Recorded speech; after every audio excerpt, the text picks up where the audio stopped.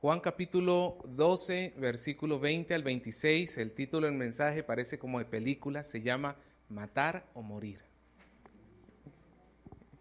Matar o morir.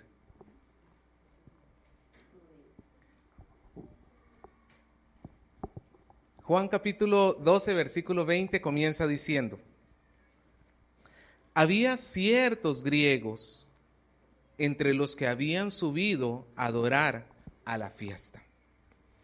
Estos pues se acercaron a Felipe, que era de Betsaida, de Galilea, y le rogaron diciendo: Señor, quisiéramos ver a Jesús.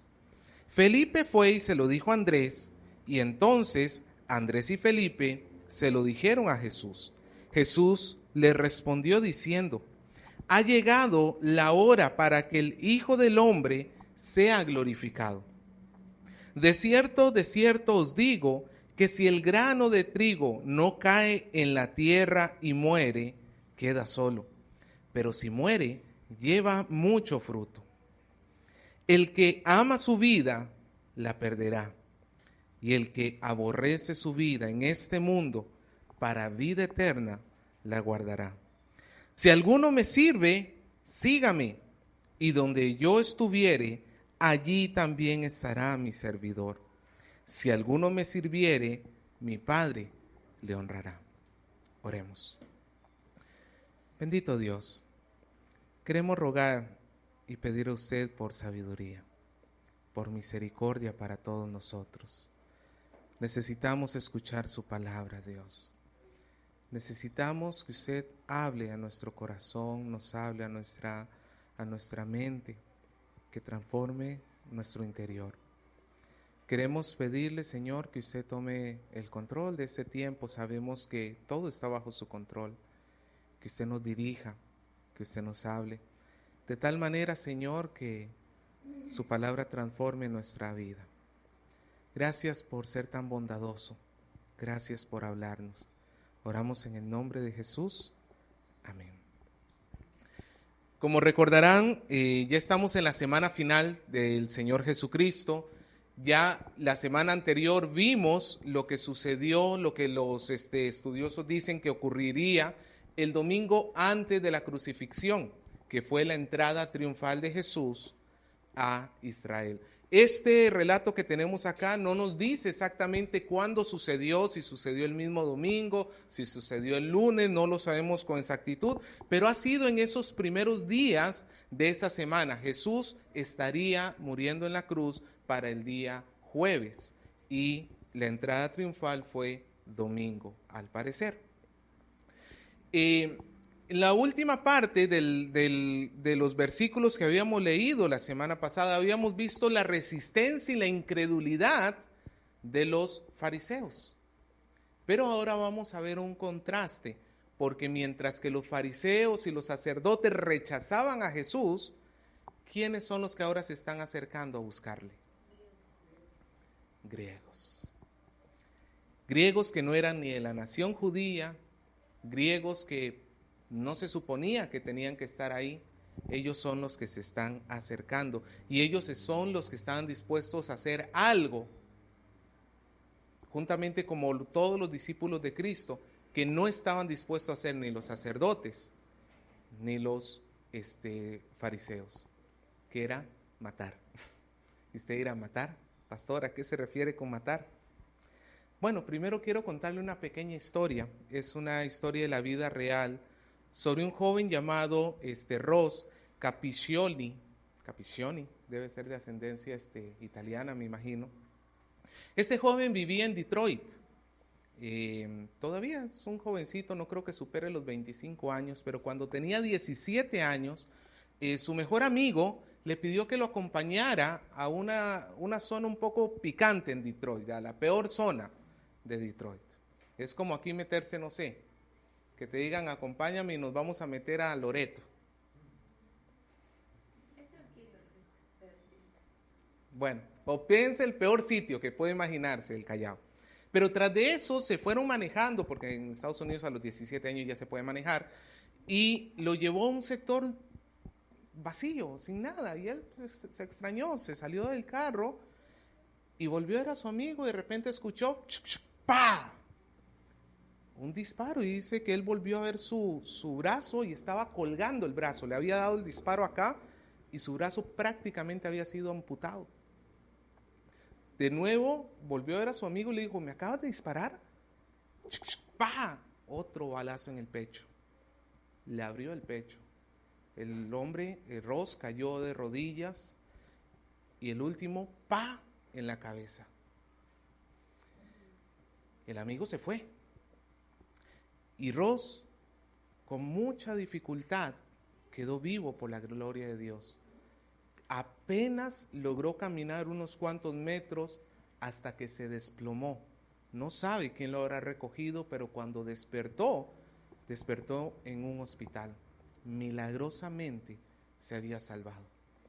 Cuando él despertó con todo lo que había sucedido, el escuadrón SWAT fue y arrestó al amigo de Ross. Y cuando lo hicieron el juicio y obviamente metieron a la cárcel al amigo, le preguntaron, ¿y por qué le disparaste? Si se supone que era tu amigo. ¿Sabe lo que dijo este hombre? Este hombre dijo, porque quería entrar a una pandilla y el requisito para entrar a la pandilla era matar a alguien. Hermano, es increíble escuchar historias como esta, son terribles esas historias, y no se crea que eso solamente sucede allá en Estados Unidos, eso sucede también aquí en nuestro Perú.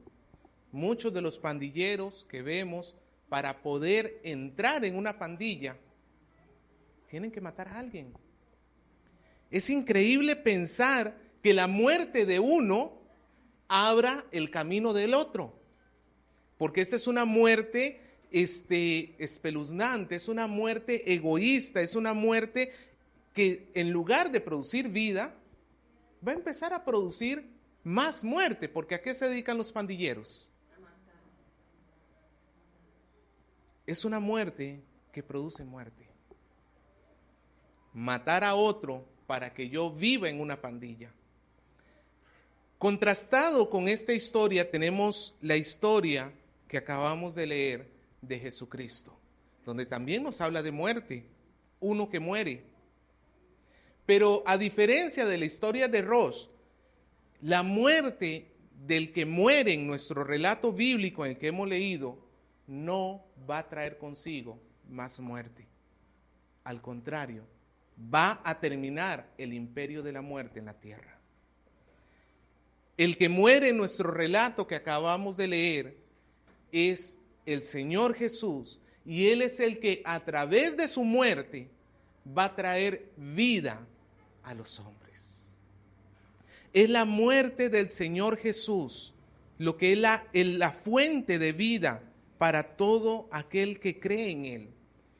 Pero juntamente con esa muerte del Señor Jesús, hay otra muerte que es necesario y que se demanda a todo aquel que dice creer en el Señor Jesús. Se trata de matar el yo. La muerte del yo. Solamente hay dos opciones, hermanos. O matamos el yo o morimos. Sé que la idea de hablar de muerte como que no es muy bonito, pero es una figura literaria que utiliza el Señor Jesús muy adecuada, muy adecuada, y que nos va a transmitir el entendimiento de lo que el Señor quería decir. Nuestro relato comienza en el versículo 20, como hemos leído, cuando un grupo de griegos, estos griegos al parecer no eran prosélitos, los prosélitos eran personas no judías, pero que entraban al judaísmo, se circuncidaban y comenzaban a vivir como judíos, pero no eran judíos de cepa, no eran judíos de nacimiento. Estos hombres parece que no eran prosélitos, al parecer nunca se circuncidaron, nunca vivieron en sí como judíos, pero tenían cierta noción sobre el Dios de los judíos, se sentían atraídos por el Dios de los judíos, por la religión judía, posiblemente por el monoteísmo, porque los griegos eran politeístas, tenemos el panteón griego con un montón de dioses. Los judíos, un solo Dios. Las normas morales también eran muy atractivas para el mundo en decadencia. Y eso, hermano, nos tiene que recordar que en este mundo de decadencia, nosotros tenemos que guardar la palabra de Dios, y al guardar esa moralidad, la gente va a encontrar en las iglesias algo diferente. Y estos griegos se acercaron, según el versículo 20, a Jerusalén, con el objetivo ¿de qué? De adorar. Ahí nos dice, habían subido a adorar a la fiesta. Pues bien, estos griegos se encontraron con Felipe, porque tenían una petición, querían ver a Jesús. ¿Por qué le hablaron a Felipe? No nos lo dice el texto bíblico. Algunos estudiosos dicen que Felipe y Andrés eran los dos discípulos que tenían nombres griegos, y posiblemente por eso se acercaron a ellos. Bueno, es muy difícil saber por tu apariencia que tu nombre es de dónde es tu origen. O sea, viendo a Felipe no necesariamente uno iba a saber que era griego por la simple apariencia. Pero bueno, la cuestión es que estos griegos quieren ver a Jesús y se encuentran con Felipe. Felipe era de Betsaida, de Galilea, y le hacen el ruego en el versículo 21.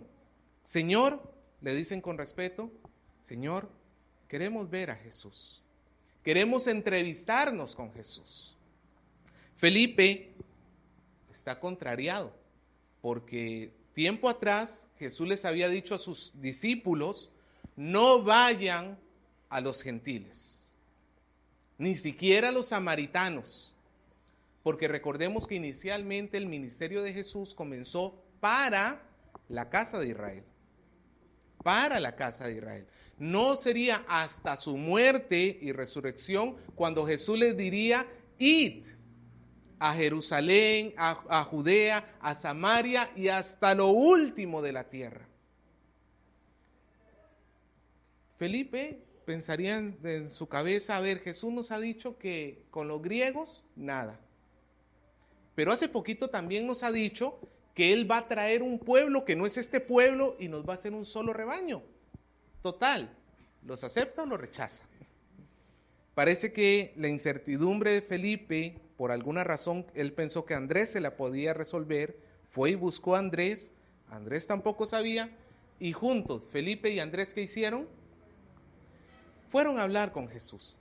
La respuesta de Jesús es interesante porque en sí no nos dice si él estuvo hablando a los griegos, si le estaba hablando a los discípulos. Por el contexto sabemos que había una multitud ahí donde ellos estaban, pero la respuesta de Jesús nos va a mostrar la necesidad de la muerte. Para nuestros conceptos normales y ordinarios, la muerte es mala. En el reino de Dios, la muerte da vida. Nosotros le huimos a la muerte, pero en el reino de Dios, la muerte está por originar la vida. Jesús, versículo 23, levanta su voz y él dice, ha llegado la hora para que el Hijo del Hombre sea glorificado. Ahora, recordemos que los judíos lo acaban de recibir, según ellos, como el rey de Israel, ¿se acuerda? Pero no era el mismo rey, Jesús no era el mismo rey que ellos tenían en mente. Ellos estaban pensando en un rey terrenal. Pero Jesús venía a ser un rey celestial. Jesús es el rey eterno. Cuando Jesús dice, ha llegado la hora para que el Hijo del Hombre, refiriéndose a sí mismo, sea glorificado, ¿qué habrá pensado los judíos que estaban escuchando a Jesús? ¿Cuándo es que una persona que es rey o que está por ser rey llega a la gloria? Cuando es levantado como rey, cuando es coronado como rey, cuando ellos esperaban que la gloria de este hombre se manifestara, cuando venciera a los romanos y liberare a Israel. Pero Jesús no está pensando en ese tipo de gloria. La gloria de Jesús sí tiene que ver con su coronación, pero no con la coronación entre los hombres, sino cuando reciba su corona en el cielo. Pero para que Jesús fuera al cielo y se sentara en el trono celestial, antes tenía que ascender. Y antes de ascender, tenía que resucitar. Y antes de resucitar, tenía que morir. La gloria de Cristo incluye su muerte. Mientras que los judíos pudieron haber estar pensando, pues usted sabe cómo saludan a los reyes, ¿no es cierto? Larga vida al rey, dicen por ahí, ¿no es cierto? Larga vida al rey. Pues este rey no iba a tener una larga vida. Le quedaban apenas unos cuantos días. Y él mismo lo sabía. La gloria de Jesús no estaba en la largura de sus días, sino en el cumplimiento de la voluntad de Dios en esta tierra. Es su gloria. Jesús sabía que lo iban a crucificar. Jesús sabía que él estaba a días de pasar por la peor de las vergüenzas. Hoy vemos en las imágenes y todo que hacen de Jesús en la cruz, todavía que le ponen un taparrabos. Al parecer no fue ni siquiera así. Porque las ejecuciones de ese tipo de personas, porque Jesús estaba muriendo en el peor de los castigos que tenían los romanos, el castigo reservado para los peores hombres, y los crucificaban desnudos. Los azotes, los golpes, la corona de espinas, todo lo que él iba a sufrir, hermano. ¿Cuántos de ustedes llamarían a los peores momentos de su vida su gloria? ¿Cuántos de nosotros llamaríamos a los sufrimientos y a las penurias de nuestra vida nuestra gloria? Al contrario, ¿cuáles son nuestros momentos de gloria? Cuando me gradué, cuando hice tal cosa, que gané tal carrera. Son nuestros mejores momentos, nuestra gloria, ¿sí o no? Pero la gloria de Jesús no iban a ser sus mejores momentos. Iban a ser sus peores momentos. Pero ¿por qué esos peores momentos se transformaban en gloria? Porque eran los momentos en que iba a obedecer la voluntad de Dios. Y eran los momentos en que iba a servirnos a nosotros. Jesús no veía esos momentos de gloria porque fuera masoquista y le gustara sufrir, sino porque sabía que haciéndolo iba a ser la voluntad de Dios y no había nada más que complaciera a Jesús que el hacer la voluntad del Padre. Y en segundo lugar, porque ahí nos iba a estar sirviendo a ti y a mí. Nosotros tenemos una forma de ser muy piramidal. Pensamos que el que tenga más gloria, más gente le tiene que servir a él. Así es el jefe, ¿sí o no? En las empresas es así. ¿Cuál es el que tiene más gloria en la empresa? ¿El barrendero, el de limpieza? ¿El gerente? Y entre los gerentes, el gerente general. Y sobre el gerente general, el dueño. Él es el que tiene la mayor gloria, pero también es el que tiene a todo el mundo abajo. Él dice, pásame aquella cosa al momento. Nosotros asociamos la gloria con estar sobre todos. Cristo nos muestra que la gloria es descender y servir. La cruz es la gloria de nuestro Señor Jesucristo. Tú no puedes pensar en un día estar en Cristo, en la gloria de Cristo, sin antes haber pasado por la cruz. ¿En qué sentido? En el sentido de que como Cristo se humilló a sí mismo, haciéndose obediente al Padre, Se negó a sí mismo. ¿Se acuerda cuando estaba orando en Getsemaní? Dijo, Señor, si es posible, pasa de mí esta copa, pero que no se haga mi voluntad, sino la tuya. Cristo se negó a sí mismo por hacer la voluntad del Padre y por servir al prójimo. Y eso sabía Cristo, que vendría luego la gloria. Luego de la muerte vendría la gloria. El problema es que nosotros queremos la gloria sin muerte. Nosotros queremos estar por sobre todos, que todo el mundo nos admire, y así no funcionan las cosas en el reino de los cielos. ¿Quién quiere ser el mayor de ustedes?, les dijo Jesús a los discípulos. ¿Qué tiene que hacer? Ese es el que tiene que servir a todos los demás. Él es el que tiene que servir a todos los demás. Hermano, el camino a la gloria comienza en una cruz. No lo podemos separar, y Jesús dice, ya ha llegado la hora. Siempre había estado diciendo, todavía no es mi hora, todavía no ha llegado la hora. Y Jesús no lo pudieron agarrar porque todavía no había llegado la hora. Pues ahora dice Jesús, ya llegó.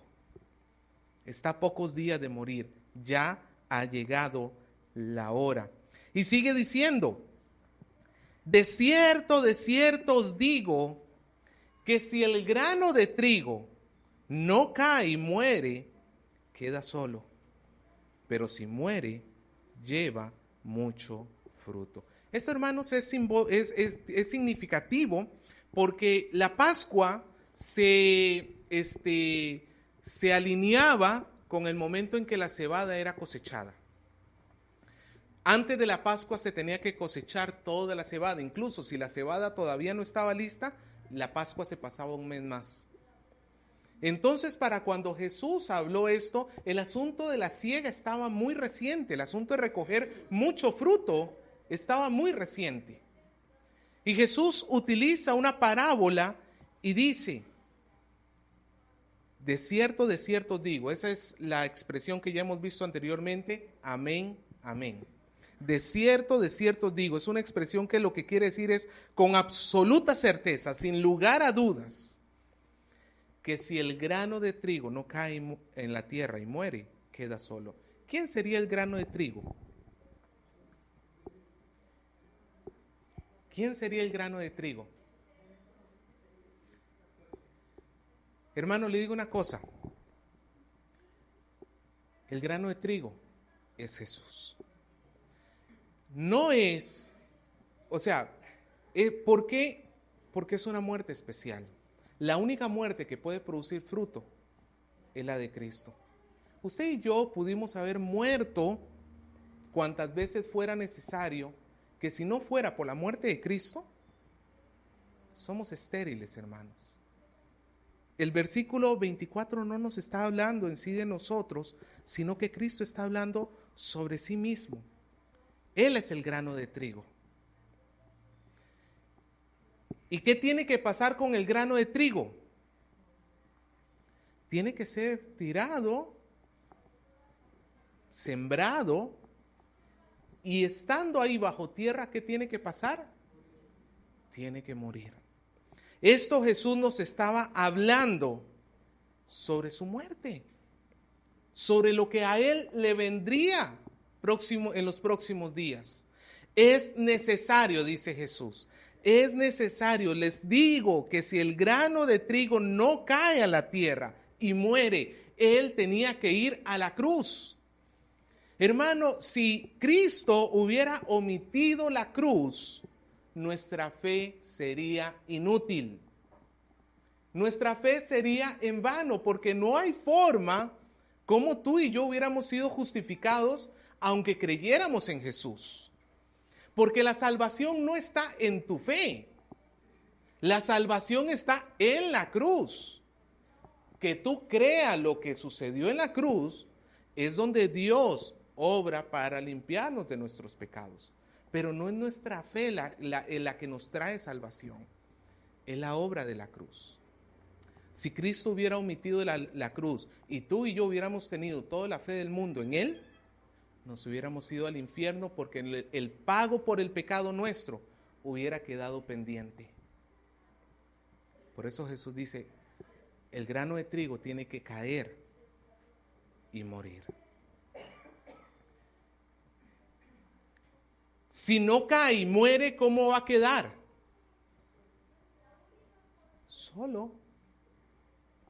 Y sí, ¿qué pasa con una semillita si usted la deja ahí en su repisa, ahí puestita, y nunca la siembra?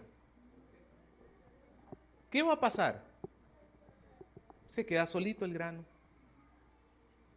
Se iba a quedar solo en el sentido, uno, para con el Padre, porque sería desobediencia del Hijo hacia el Padre. Y lo que causa la separación entre el hombre y Dios, ¿qué es? Pecado, desobediencia. Si Cristo no hubiera ido a la cruz, recordemos que la cruz fue el plan de Dios. Se hubiera alejado del Padre, y eso no lo puede soportar Jesús.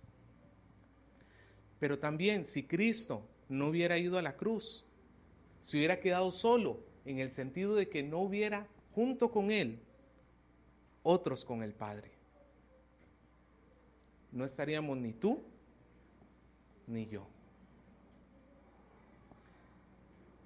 Pero, sigue diciendo el versículo, pero si muere, ¿qué va a hacer? Si muere, va a llevar mucho fruto. ¿Quién es ese fruto? Ahora sí. Ese fruto sí eres tú, sí soy yo. Ese fruto es el que nos dice Isaías 53:11, cuando habla sobre el sacrificio del siervo del Señor, y dice, y verá el fruto de la aflicción de su alma, y quedará satisfecho.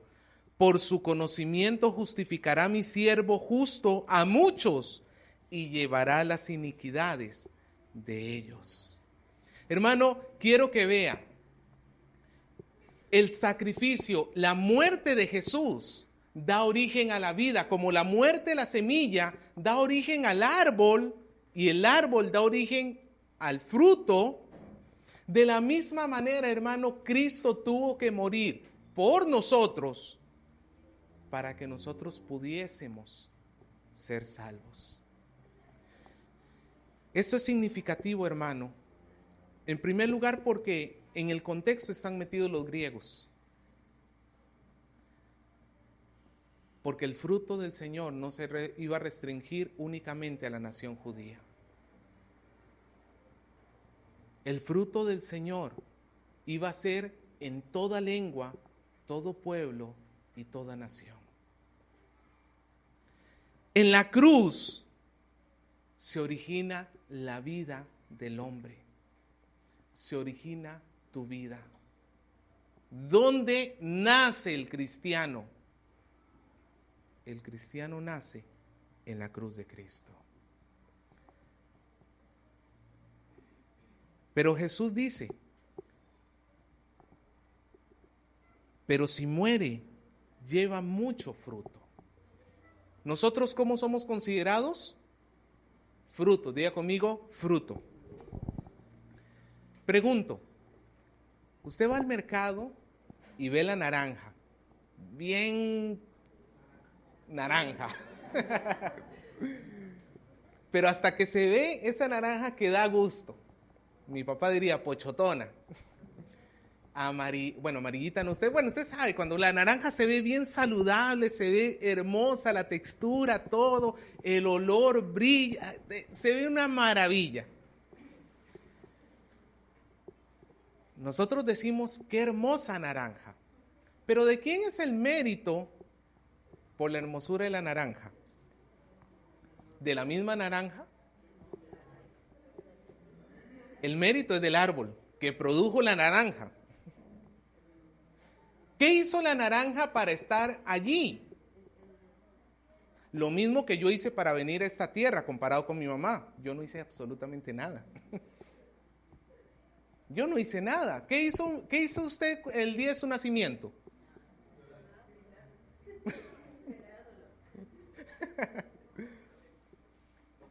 No hemos hecho absolutamente nada. Si tú y yo somos fruto del Señor, el esfuerzo es el trabajo del Señor. Tú y yo no tuvimos nada que ver en nuestro nacimiento. Tú y yo no tuvimos nada que ver en conocer a Cristo en sí. No fue que un buen día tú te levantaste y dijiste, hoy voy a conocer al Señor. Hoy como que voy a buscar a Dios y me voy a acercar a Él. Eso no nace en el ser humano. Es Cristo el que se acerca y nosotros los que respondemos. Nosotros somos el fruto del esfuerzo de Cristo. Por eso es que, hermanos, en estos primeros versículos lo que vemos es la salvación del hombre. Para que el hombre fuera salvo, ¿quién tuvo que morir? Cristo. Sin la cruz de Cristo nunca hubiera podido haber fruto. Esa es la gloria del Hijo. Esa es la gloria suya. Él no se avergüenza de la cruz, porque en la cruz ha demostrado su amor por nosotros. Pero ahora pasemos al versículo 25 y 26. Ahora cambia el sujeto. Ya no está hablando del grano de trigo. Ya no está hablando de que es la hora de que el Hijo del Hombre sea crucificado. Ahora pasa a hablar cuando es necesario que los hombres mueran por causa de Cristo. Ya hablamos sobre Cristo muriendo por los hombres. Ahora nos toca hablar sobre los hombres muriendo por Cristo. Versículos 25 y 26. El que ama su vida, ¿qué pasa? La perderá. Ve, hermano, ¿qué quiere decir Jesús cuando dice el que ama su vida? ¿Qué será la vida en estos versículos? No me está hablando de mi vida natural, de mi respiración porque ¿será que entonces Dios me está diciendo que yo me tengo que aborrecer esta vida, tengo que vivir como un ¿cómo es que se le llama a esta gente? ¿Usted ha visto cómo viven los emos? Deprimidos, antisociales, parece que todo les fastidia, la vida misma les fastidia. ¿Será que Dios nos está alentando a tener una vida de odio hacia la vida en sí mismo, a vivir despreciándonos, ya maldigo el día que nací, maldigo este día y vivir de esa manera? No. La vida que Jesús está refiriendo acá está hablando del yo, de los deseos propios. Está hablando de quién va a ser el centro de tu vida. Está hablando de aquello que rige, de aquello que gobierna, de aquello que se vuelve tu Dios.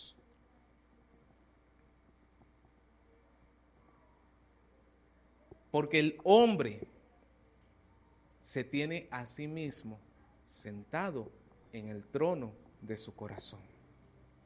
¿Por qué hago algo o por qué no hago algo? ¿Porque me gusta o porque no me gusta? Así éramos en el mundo, ¿sí o no? Y así posiblemente estamos caminando más de uno acá. ¿Qué interesa si es Dios el que dice que algo se tiene que hacer de una manera dada? Eso no interesa, porque yo lo quiero hacer de esta manera. A mí me parece que yo debo vivir así.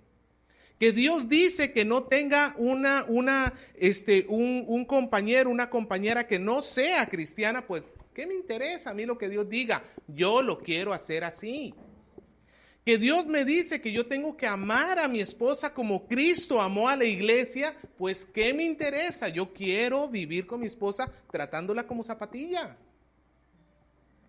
Que la Biblia dice que yo tengo que honrar a mis padres, pues ¿qué me interesa? Si no me gusta lo que ellos me piden, pues voy a hacer lo que me da la gana. Y póngale así todos los ejemplos que usted quiera, en su trabajo, en la calle, que la Biblia me dice que tengo que amar a mi prójimo, pues ¿qué me interesa? Me la atravieso manejando todo el mundo, a final de cuentas lo más importante soy yo. Ese es el que ama su vida. Ese es el que quiere hacer lo que él desea hacer. Se ama a sí mismo más de lo que puede amar a Dios. Es más, a Dios no lo ama. En realidad lo aborrece. Porque nadie puede servir a dos señores. O ama a uno y aborrece al otro, o ama a este y va a terminar aborreciendo al otro. No hay dos tronos en tu corazón. Hay uno solo. Y si tú eres el que está sentado, aunque tú le digas a Dios y te deshagas diciendo que lo amas, no lo estás amando, lo estás odiando. El que ama su vida, ¿qué dice Jesús? Vea que no dice que se le perderá. Dice la perderá. Porque la acción de perderla está siendo hecha por la misma persona que ama la vida. En otras palabras, no es que el que ama su vida va a terminar perdiendo su vida. No, el asunto es que el que ama su vida, él está destruyéndose a sí mismo. Ese es el sentido. Él mismo, como diríamos, está cavando su propia tumba. Él se está destruyendo a sí mismo. El que ama su vida, la perderá.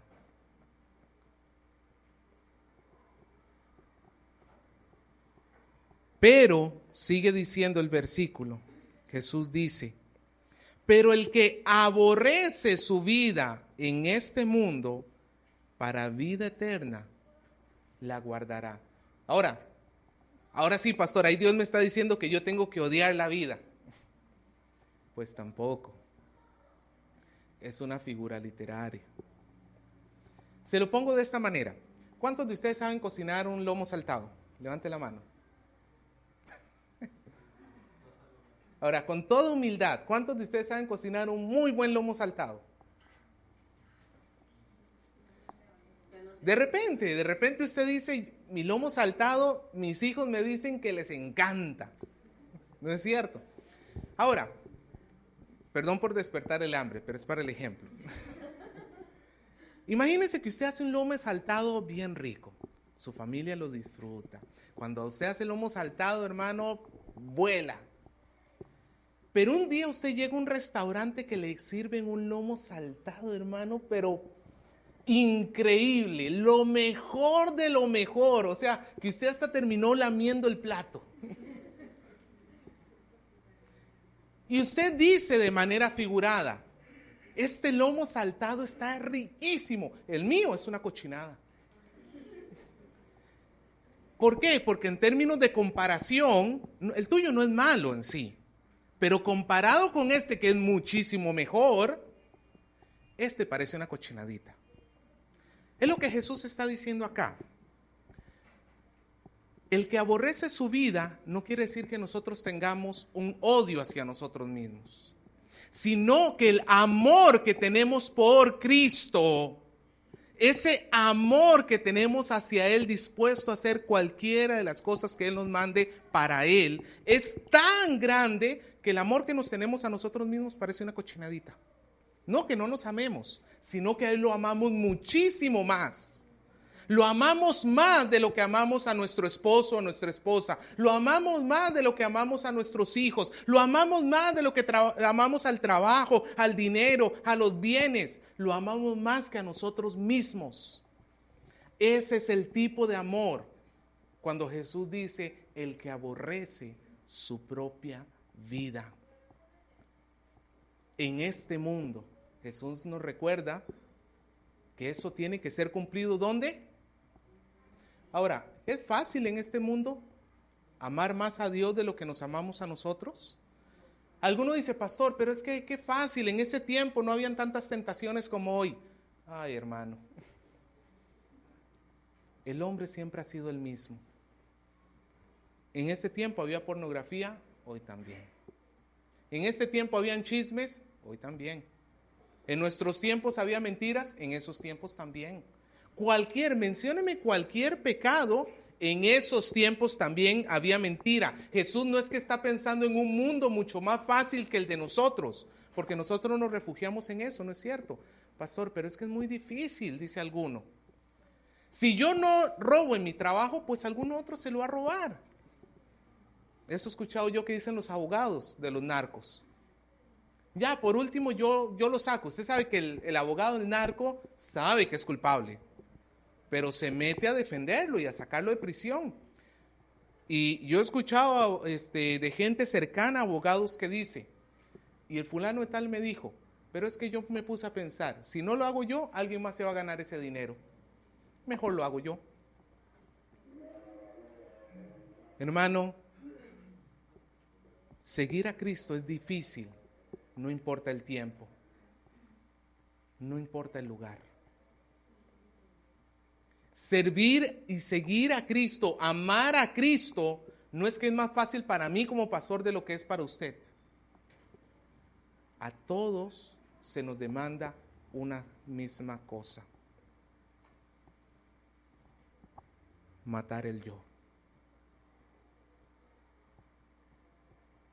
El que no aborrece su vida, el que no mata su yo,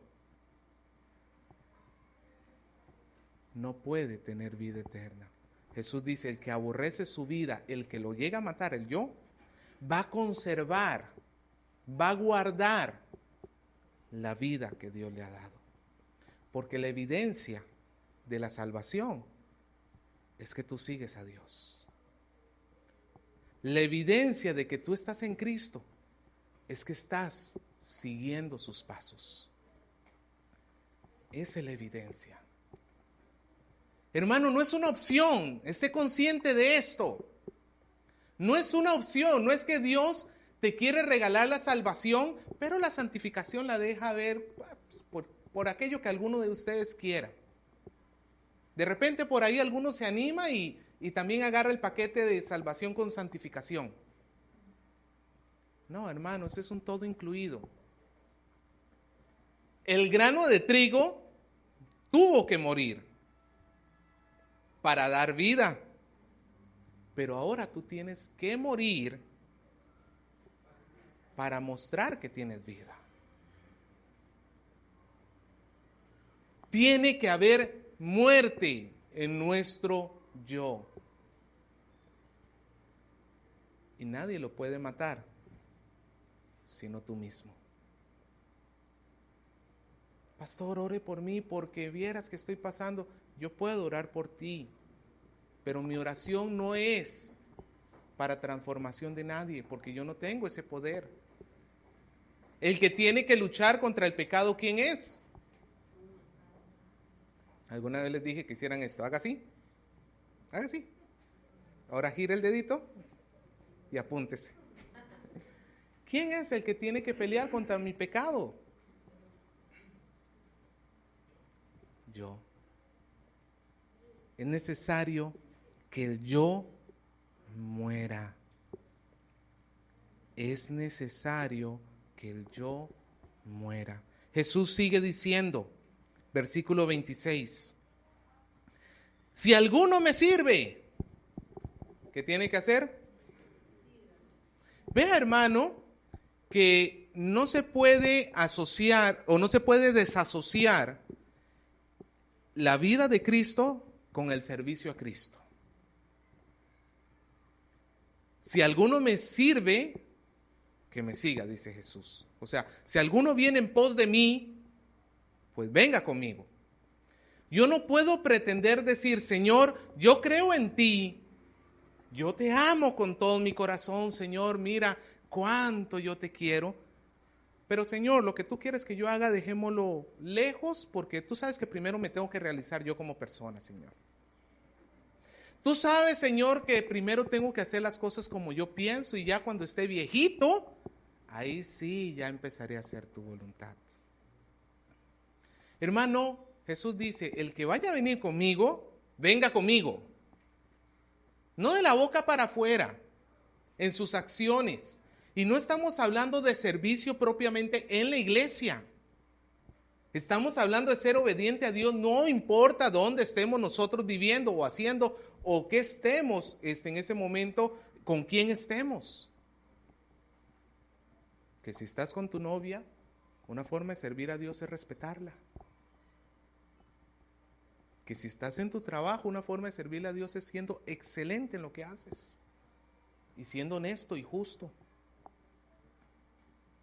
Que si estás con tus hijos, una forma de servirle a Dios es guiándolos siempre hacia la piedad. No tienes que tener una chompa de servicio para decir que le sirves a Dios. Si tú te llamas cristiano, ¿dónde debes estar? Detrás de Cristo. Si no, ¿para qué es el chiste llamarse cristiano? Si no, ¿para qué? Pero ve hasta dónde llega la demanda de Jesús. Y donde yo estuviere, allí estará también mi servidor. Jesús va a estar en el cielo coronado en gloria. ¿Sí o no? ¿Dónde queremos estar nosotros? Pues en el cielo también, en medio de la gloria del Señor. ¿Quién no quiere eso? Pero dijimos que antes que Jesús llegara a la gloria, ¿por dónde tenía que pasar? Por la cruz. ¿Sabes por dónde tienes que pasar tú? Por la cruz. Si alguno me sirviere, donde yo esté, dice Jesús, allí estará también mi servidor. Jesús está en la cruz, estuvo en la cruz, ¿por dónde tengo que pasar yo? Yo no me puedo brincar la gloria, no puedo pretender alcanzar la gloria brincando, mi hermano, la cruz. En la cruz tiene que morir el yo.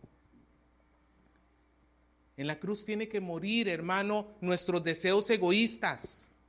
En la cruz tiene que morir el deseo de siempre hacer nuestra propia voluntad. Porque el que le sigue y no está dispuesto a morir en una cruz, no es digno de él. Tome su cruz y sígame, dijo Jesús. Tome su cruz. Matar el pecado que tanto nos gusta. Matar aquello que sabemos que es pecado. Si no estamos dispuestos a hacerlo, hermano, hacerlo, no podemos decir que somos seguidores de Cristo. Simple. Puede estar hablando sobre una cruz real, sobre una muerte real. Como por ejemplo, usted sabe que hace 2-3 días en Estados Unidos hubo un nuevo tiroteo. Murieron 8 alumnos y un profesor de un instituto superior. Y lo curioso de este caso, hermano, es que el asesino le preguntaba a la gente, ¿qué religión tienes? Si decía alguna otra religión que no fuera cristiano, le disparaba en la pierna. Lo sería, por eso hay un montón de heridos. Pero si decía cristiano, les disparaba en la cabeza. Lo mataba. Pregunto, ¿qué hubieras dicho tú?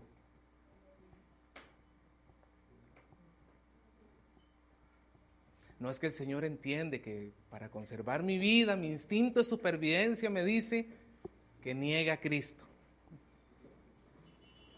¿Qué hubieras dicho tú en un momento así? ¿Hubieras dicho, soy cristiano y cierra los ojos? Esperando el balazo.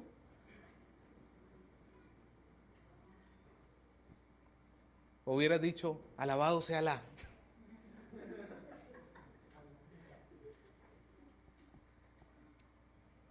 Hace poquito tuvimos un joven en la iglesia, dejó la iglesia, porque él quería vivir el cristianismo a su manera. Él no quería crucificar el yo. Él quería vivir en la vida cristiana, llamarse cristiano, pero hacer lo que le venga en gana, como quiera, cuando quiera. ¿Qué importa lo que Dios piense? Eso no importa, lo que yo quiero en mi vida. Este joven se le tuvo que decir, así no puedes vivir acá. La demanda para él es la demanda para todos nosotros, porque es la demanda que la Biblia nos hace. Donde esté el servidor, donde esté Cristo, allí estará su seguidor. Allí estará el que le sirve. Tú no puedes, hermano, pensar que puedes ir por esta vida sin sacrificar tu yo. Porque si lo haces, hermano, vea que la advertencia de Cristo es seria. Jesús lo dejó. Hermano, ¿cuántos confían que Dios es fiel? Que Jesús es fiel. ¿Cuántos confían que todo lo que Jesús dijo es así? Pues Él dijo que el que ama su vida la va a perder.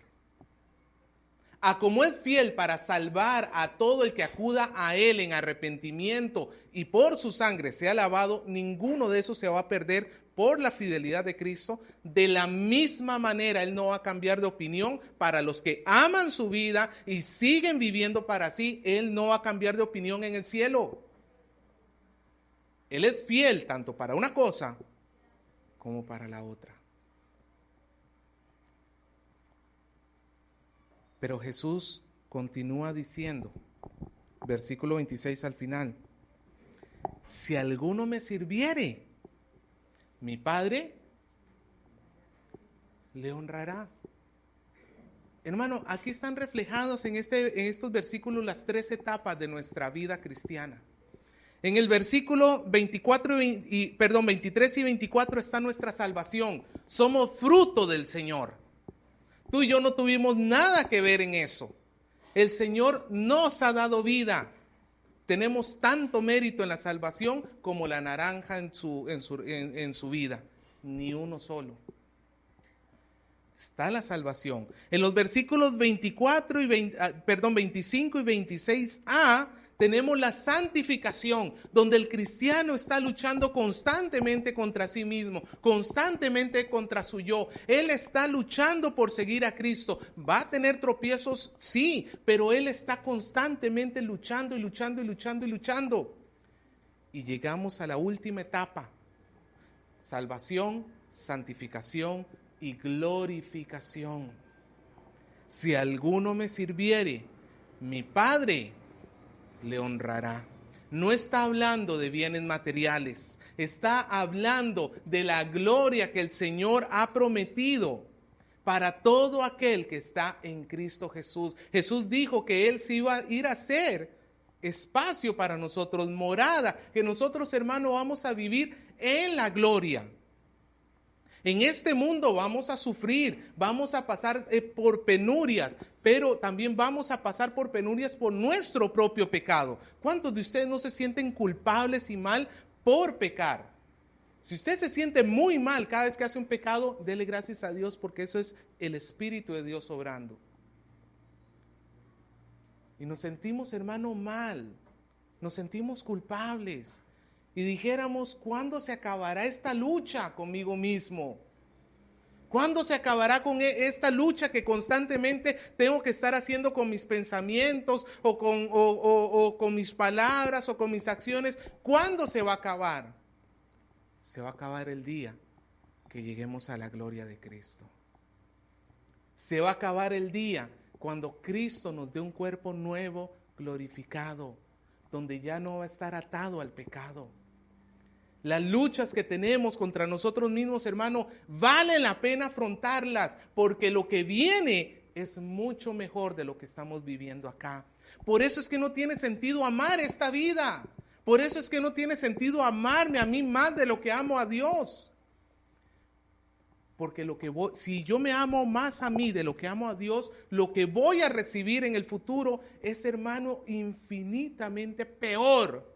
Si has sufrido en este mundo, imagínate el peor momento de tu vida, multiplicado por 80 millones y cada segundo durante la eternidad. Para que por ahí podamos tener una idea del sufrimiento del que se ama a sí mismo.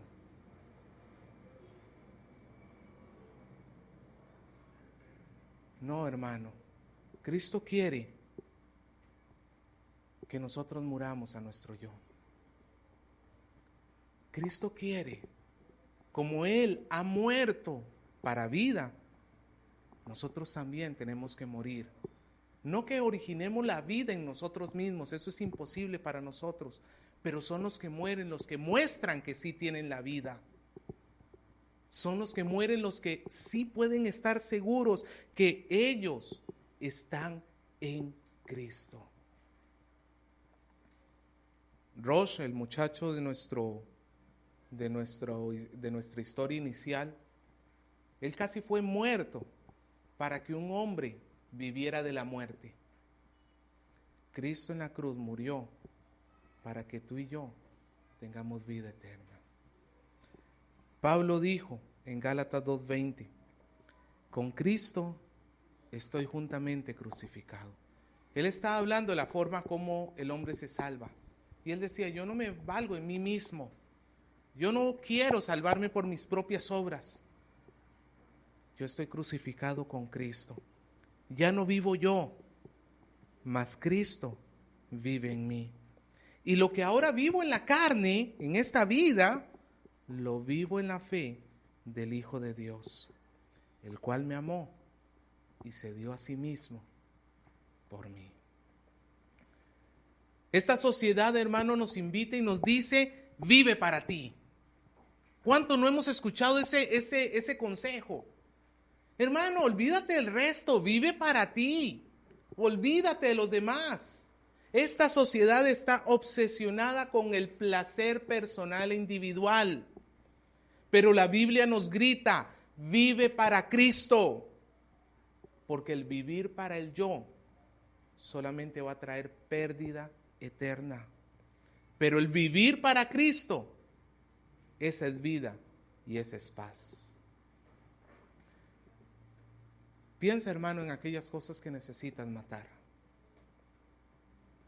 En el yo. Piensa en aquellas cosas que tú sabes que están mal. Es o matar o morir.